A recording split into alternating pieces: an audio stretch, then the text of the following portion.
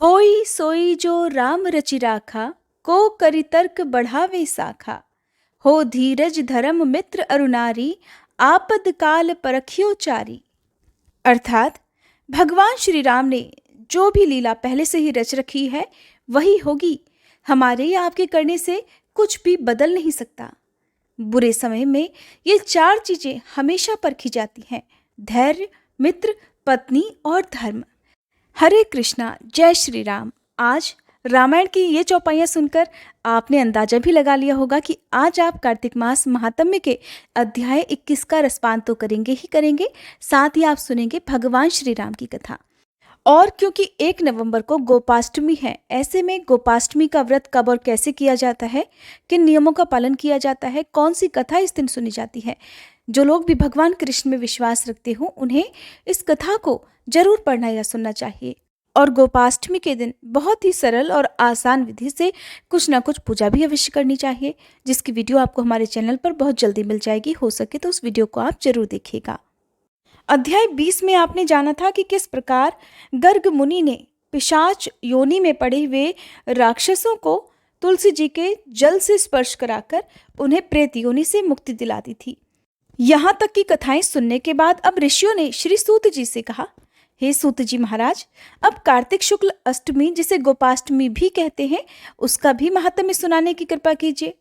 तब श्री सूत जी बोले, हे ऋषियों, बाल्यावस्था में भगवान श्री कृष्ण ने कार्तिक शुक्ल अष्टमी तिथि से ही गौओं को चराने के लिए जंगल में ले जाना प्रारंभ किया था।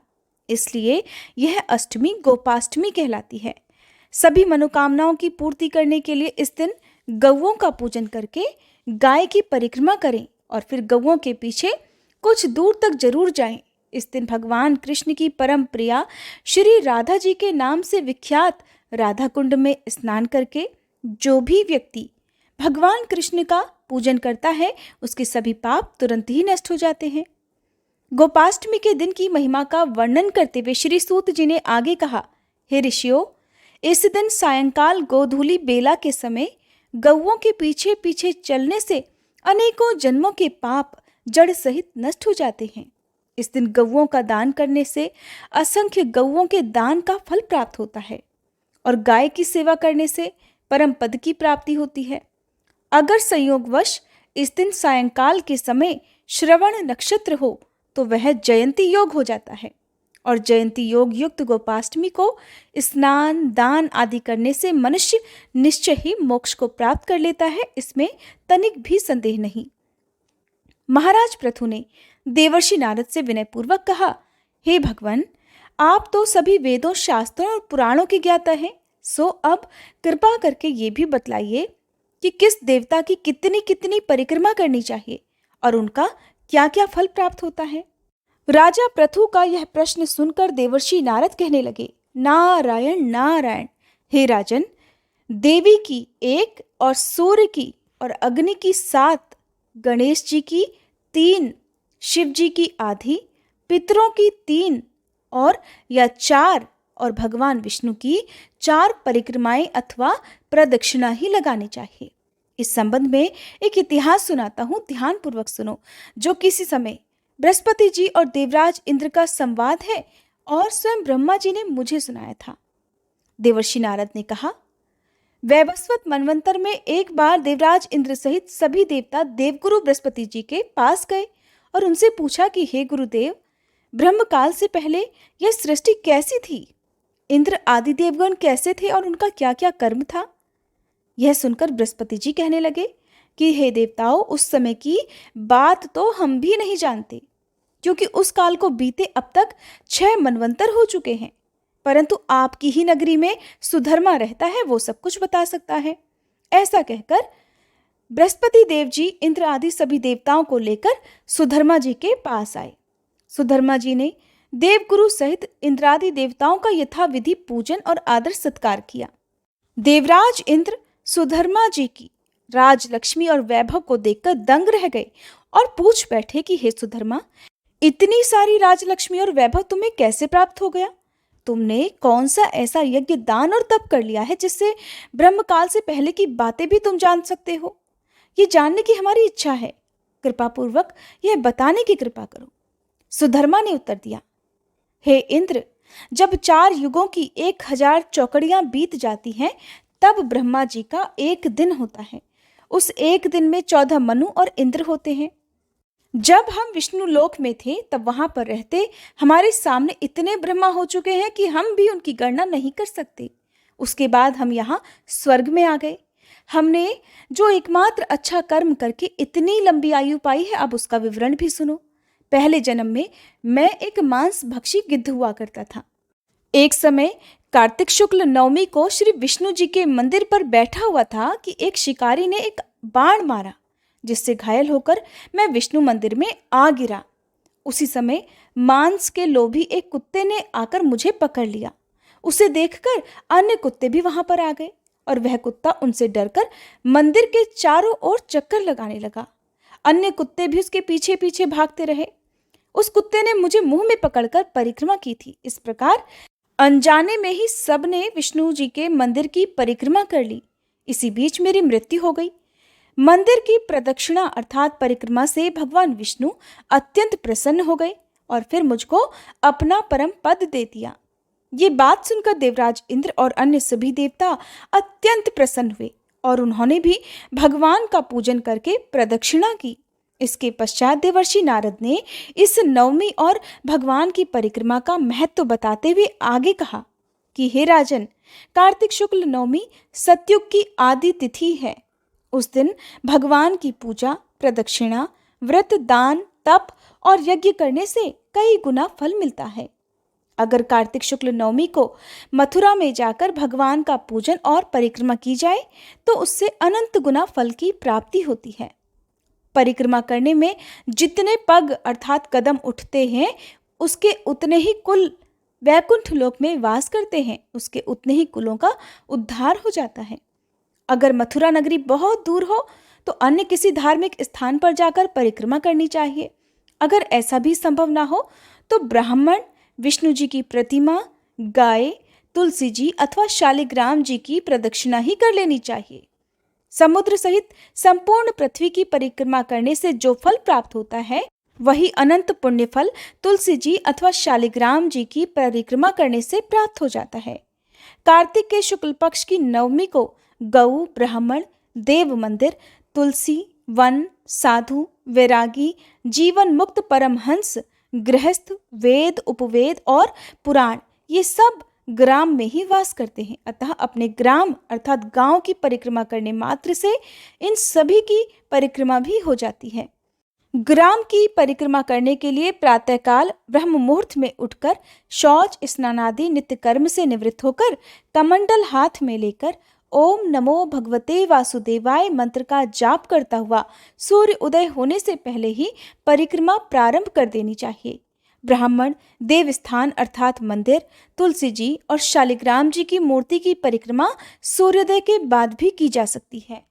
इसके आगे देवर्षि नारद जी ने महाराज पृथु को जो भी कथाएं सुनी उनका वर्णन आप आने वाले अध्याय में सुनिएगा। इससे पहले कि किसी वीडियो में किसी ने पूछा था कि ब्रह्म मुहूर्त में ही पूजा पाठ को इतना महत्व क्यों दिया जाता है या ब्रह्म मुहूर्त में उठकर पूजा करने से किस लाभ की प्राप्ति होती है, तो इसके बारे में इस वीडियो के लास्ट में मैं आपको बताऊंगी। हो सके तो वीडियो को आप लास्ट में जरूर सुनिएगा। और जो भी कथाएं मैं आपको सुनाती हूँ उसमें स्क्रीन पर आपको बहुत ज़्यादा पिक्चर्स नज़र नहीं आती होंगी। इसके 2 कारण हैं। एक तो सबसे पहला कि जब हम बिना पिक्चर देखे मन से कोई भी कथा सुनते हैं, कोई भी कहानी सुनते हैं, तो हमारे मन की स्क्रीन पर पिक्चर खुद ही खुद चालू हो जाती है। हम अपने मन की आंखों से अपने आप अपने अपने भावों के अनुसार जिस तरह चाहे उस कथा को देख सकते हैं। दूसरी बात कि जो भी कथाएं मैं आपको सुनाती हूँ उसमें जो भी पिक्चर्स की ज़रूरत होती है उसमें थोड़ी सी प्रॉब्लम हो सकती है, कॉपीराइट आ जाता है या बहुत सारी दिक्कत हो जाती है। ये पिक्चर्स जो है ये फ्री में नहीं होती हैं। यही कारण है कि मैं अपनी स्क्रीन पर पिक्चर्स बहुत कम से कम लगाती हूँ। तो चलिए अब आपको रसपान कराते हैं भगवान श्री राम की कथा का। और ये कथा तब की है जब भगवान श्री राम का राज्याभिषेक होने वाला था। उनके वनवास से पहले की ये कथा है। अयोध्या नगरी को दुल्हन की तरह सजाया गया था। अयोध्या का वह रूप देखकर मंथरा को बड़ा आश्चर्य हुआ। वहां पास ही दूसरी छत पर उसने श्री राम की धाई मां को देखा तो उसका मुख बड़ी प्रसन्नता से खिला हुआ था। उसने पीले रंग की रेशमी साड़ी पहनी हुई थी, जिसे देखकर मंथरा ने पूछा, धाई जरा बताओ तो सही, आज श्री राम जी की माता इतनी हर्षित होकर लोगों को धन क्यों बांट रही है, और यहाँ के सभी मनुष्य आज इतने प्रसन्न क्यों दिखाई दे रहे हैं? तब धाय ने मंथरा को बताया कि कुब्जे, महाराज दशरथ पुष्य नक्षत्र के शुभ योग में श्री राम जी को युवराज पद पर अभिषिक्त करेंगे। ये सुनकर मंथरा तो कुढ़ गई और उस विशाल प्रसाद अर्थात महल की छत से तुरंत ही नीचे उतर आई। महल में पहुंचते ही सबसे पहले उसने कैकई से कहा कि मूर्खे उठ, तेरे ऊपर तो विपत्तियों का पहाड़ टूट पड़ा है और फिर भी तू यहाँ मजे से सो रही है। तेरे प्रेतम तेरे सामने आकर ऐसी बात करते हैं मानो सारा सौभाग्य तुझे ही अर्पित करते हो, किंतु तेरे पीठ पीछे वो तो तेरा अनिष्ट ही कर रहे हैं। मंथरा की बात सुनकर कैकई को बड़ा आश्चर्य हुआ। कैकई ने पूछा, मंथरे, अरे ऐसी अमंगल की क्या बात हो गई जो तेरे मुख पर इतना दुख छा रहा है? मंथरा तो बातचीत में बड़ी कुशल थी। कैकई के मन में श्री राम के प्रति बैर उत्पन्न करने के लिए वो इस प्रकार बोली कि देवी, तुम्हारे सौभाग्य के विनाश का कार्य आरंभ हो गया है। महाराज दशरथ श्री राम को युवराज पद पर अभिषिक्त करने ही वाले हैं। ये सुनकर मैं तो तुम्हारे भविष्य की चिंता में जली जा रही हूँ। तुम तो राजाओं के कुल में उत्पन्न हुई हो और एक महाराज की महारानी भी हो, फिर तुम राजधर्म को क्यों नहीं समझ पा रही हो? तुम्हारे पति मुंह से बड़ी चिकनी चुपड़ी बातें करते हैं, परंतु हृदय से बड़े ही क्रूर और धूर्त हैं। उन्होंने मीठी मीठी बातें करके तुम्हें ठग लिया और अब रानी कौशल्या को संपन्न बनाने जा रहे हैं। उनका हृदय इतना दूषित है कि उन्होंने भरत को तो तुम्हारे मायके भेज दिया और अवध के निष्कंटक राज्य पर अब वे श्री राम का राज्याभिषेक करेंगे। हे रानी, वास्तव में तुम्हारा पति ही तुम्हारा शत्रु निकला। मंथरा की यह बात सुनकर कैकई सहसा अपनी शैया से उठ बैठी। उनका हृदय हर्ष से ओतप्रोत हो गया और बहुत ही प्रसन्न होकर मंथरा को पुरस्कार में उन्होंने अपने गले का एक हार उतार कर दे दिया। फिर कैकई मंथरा से बोली, अरे मंथरे, तूने तो आज मुझे बड़ा ही प्रिय समाचार सुनाया है। मैं तो राम और भरत में कोई भेद नहीं समझती, इसलिए राम का राज्याभिषेक होने वाला है, ये बात सुनकर मुझे तो बड़ा आनंद हुआ है। इससे बढ़कर कोई मधुर वचन तो हो ही नहीं सकता। यह प्रिय संवाद सुनाने के कारण तू अब मुझसे कोई भी वर मांग ले, वो मैं तुझे अवश्य दूंगी। अब ये बात सुनी मंथरा ने तो वह क्रोधित हो गई। उसने क्रोध में उस हार को ही उठाकर फेंक दिया जो रानी ने उसे अभी अभी दिया था। मंथरा बड़ी दुखी होकर बोली, रानी, तुम तो बड़ी नादान हो। जिस बात से तुम्हें शोक होना चाहिए उसमें तुम खुश हो रही हो। मुझे तो तुम्हारी दुर्बुद्धि देखकर बड़ा ही कष्ट हो रहा है। अरे, सौत का बेटा शत्रु होता है और सौतेली माँ के लिए तो वह मृत्यु के समान होता है। राम और भरत का इस राज्य पर एक समान अधिकार है, इसलिए राम को केवल भरत से ही भय है। लक्ष्मण तो राम का अनुगत है और शत्रुघ्न सबसे छोटा है, इसलिए राज्य पर उनके अधिकार की तो कोई संभावना ही नहीं। श्री राम को शास्त्रों का ज्ञान है और राजनीति में तो वह विशेष निपुण है। राज्य मिलते ही वह तो तुम्हारे पुत्र के साथ जो क्रूरतापूर्ण व्यवहार करेंगे उसकी कल्पना से ही मैं कांप जाती हूँ। मंथरा की ऐसी भड़काऊ बातें सुनकर भी कैकई उससे सहमत नहीं हुई। कैकई ने कहा, कुब्जे, श्री राम धर्म के ज्ञाता, गुणवान, जितेंद्रिय, कृतज्ञ और सत्य बोलने वाले हैं और वे राजा के बड़े पुत्र भी हैं, इसलिए वे ही युवराज होने के योग्य हैं। मेरे लिए तो राम भी भरत के समान ही प्रिय हैं। अगर श्री राम को राज्य मिल रहा है तो तू इसे भरत को ही मिला समझ, क्योंकि श्री राम अपने भाइयों को भी अपने ही समान मानते हैं। वे अनेक वर्षों तक राज्य करेंगे और पिता की तरह अपने भाइयों का पालन भी करेंगे। उनके बाद तो ये राज्य भरत को ही मिलेगा। तो तू फिर क्यों ईर्ष्या में इस प्रकार जल भुन रही है?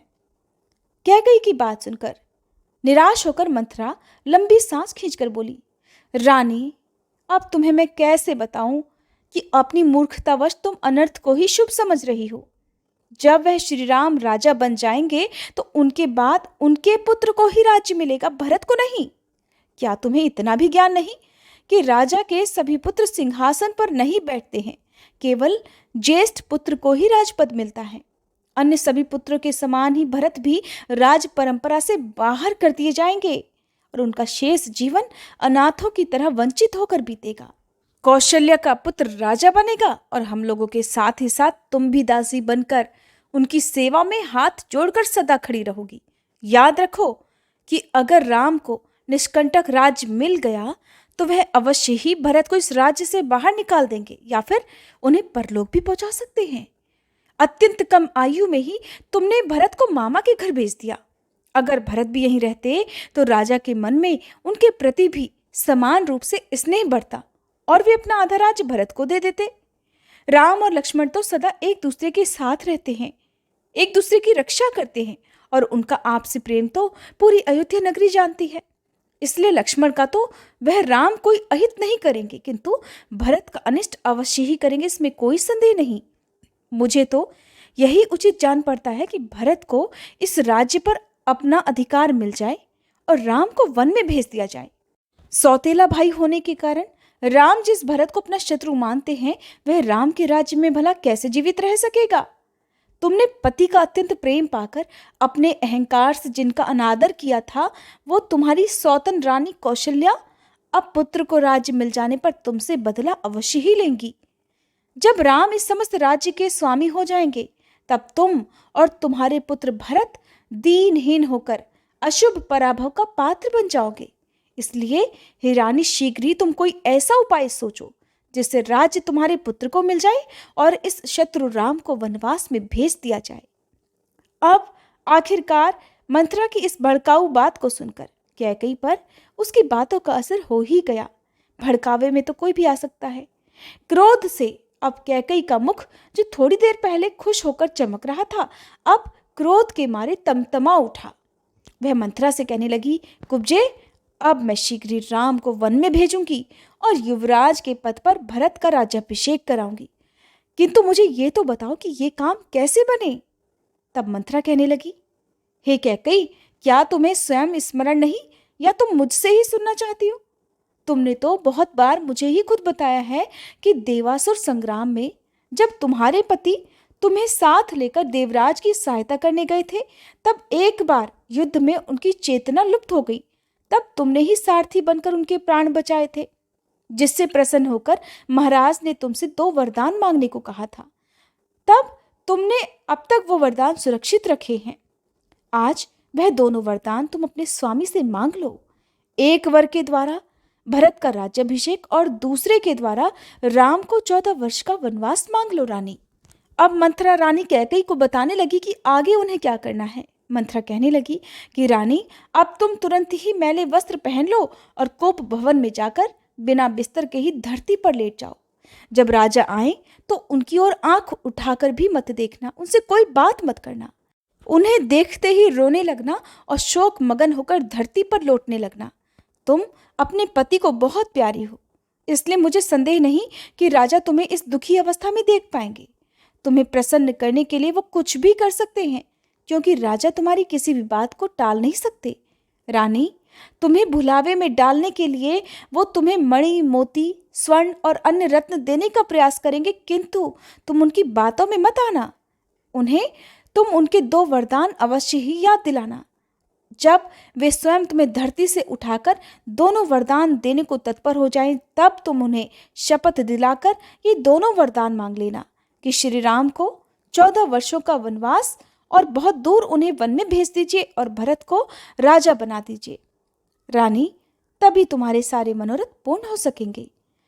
14 वर्षों में भरत समस्त प्रजा के मन में अपने लिए स्नेह उत्पन्न कर ही लेंगे और राज्य पर भी अपना पूरा नियंत्रण बना लेंगे। उनका सैन्य बल भी बढ़ जाएगा और अयोध्यावासी तब तक श्री राम को भूल भी जाएंगे। ऐसी बातें करके मंथरा ने कैकई के मन में विष भर दिया। उसे मंथरा की बुद्धि पर बड़ा आश्चर्य हुआ। कैकई कहने लगी, कुब्जे, तू तो बड़ी श्रेष्ठ स्त्री है, अब तो मैं तेरी बात अवश्य मानूंगी। अगर तू ना होती तो राजा के इस षड्यंत्र को तो मैं कभी समझ ही नहीं पाती। इस पूरे महल में केवल एकमात्र तू ही मेरी शुभ चिंतक है और सदा मेरे हित की ही बात करती है। इस प्रकार मंथरा की प्रशंसा करती हुई रानी कैकई कोप भवन में चली गई। वहां जाकर उन्होंने अपने मोतियों के हार, सभी आभूषण, रेशमी वस्त्र आदि उतार कर फेंक दिए और पुराने मैले कुचैले वस्त्र पहनकर वह धरती पर लौट गई। तो सुना आपने किस प्रकार मंथरा ने नफरत के बीज रानी कैकई के मन में भर दिए, किस प्रकार एक भाई को दूसरे भाई से अलग करने के लिए, किस प्रकार एक माँ से उनका बेटा, उनकी बहू अलग करने का प्रयास किया। यही सब कुछ इस घोर कलयुग में भी होता है। अगर गौर से पढ़ा जाए तो रामायण की सारी कहानियां हमारे आसपास ही आपको खुद से प्रकट रूप में होती हुई नजर जरूर आ जाएंगी। आपको आज की कहानी कैसी लगी मुझे कमेंट करके ज़रूर बताइएगा। और आप में से ऐसे कितने भक्त हैं जिन्होंने हमारे चैनल पर अब तक श्रीमद् भागवत महापुराण की कथाएं सुनी जो अधूरी हैं, और अब आगे मार्गशीर्ष मास में आप उन कथाओं को आगे से सुनना चाहते हैं जहां से वो कथाएं बीच में रह गई थी। मुझे क्षमा कीजिएगा, आप जानते ही हैं कि आजकल यूट्यूब पर मुझे बहुत सारी वीडियोज़ अपलोड करनी होती हैं, समय का अभाव है, और आप में से अधिकतर लोग केवल कार्तिक मास की ही कथाएं सुनना पसंद करते हैं। लेकिन मैं अपना किया हुआ वादा अब पूरा करना चाहती हूँ। मुझे आप सभी के सहयोग की आवश्यकता है। अगर हो सके तो मुझे कमेंट जरूर कीजिएगा।